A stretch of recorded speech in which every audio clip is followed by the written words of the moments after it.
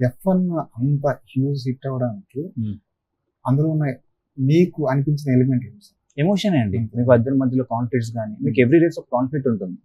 So అది బాగా interesting అని. సౌండ్ డిజైన్ అందరు బాగా ఎంజాయ్ చేస్తారు. థియేటర్స్ లో మీకు ఆ డిజైన్ కానీ అంతా కొత్తగా అనిపించింది మనకి ఎక్స్పీరియన్స్ అంతా.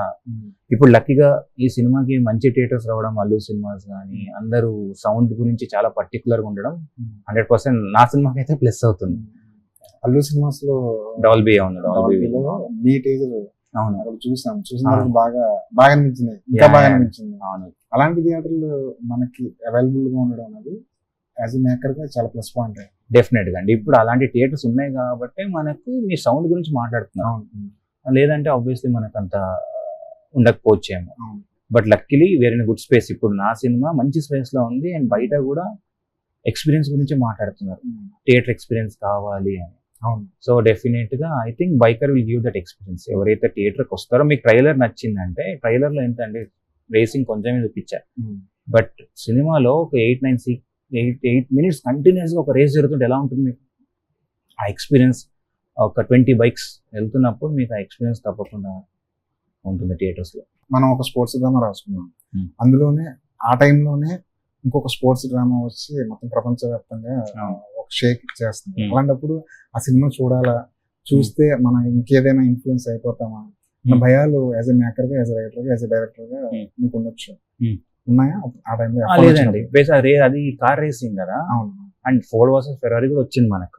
అది కూడా మంచి హిట్ అయిన ఫిలిం. అండ్ రష్యన్ ఫిలిం ఉంది 2013 అనుకుంటా. అది నాకు బేసిక్ గా ఇన్స్పైర్డ్ ఫ్రమ్ దట్.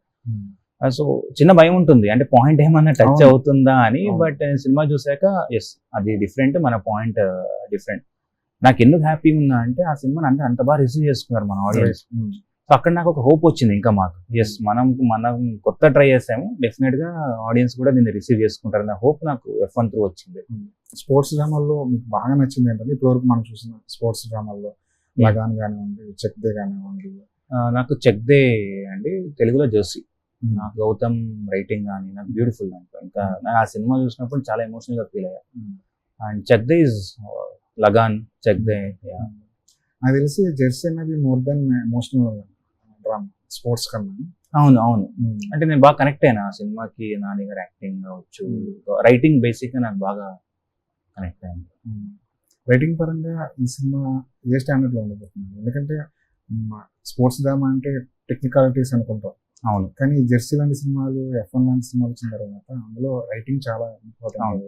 ఈ సినిమా, మీ సినిమా వరకు వస్తే రైటింగ్ పరంగా ఈ సినిమా ఏ స్థాయిలో ఉండబోతుంది? డెఫినెట్ గా మీకు ఎక్స్పెక్టేషన్ పెట్టుకుని రీచ్ అవుతుంది. బికాజ్ ఈ 2 timelines జరుగుతుంది. So screen play non linear ఉంటుంది. మనం ఎక్కడ లీనియర్ స్క్రీన్ ప్లే మనకు ఉండదు. ఒక ఎమోషన్ అయితే మీకు అంటే మన ఆడియన్స్ కి కనెక్ట్ అయ్యే, రాజశేఖర్ గారు చేస్తున్నారు సినిమా అంటే అందరూ ఎలా ఒప్పుకున్నారు అని అడుగుతున్నారు.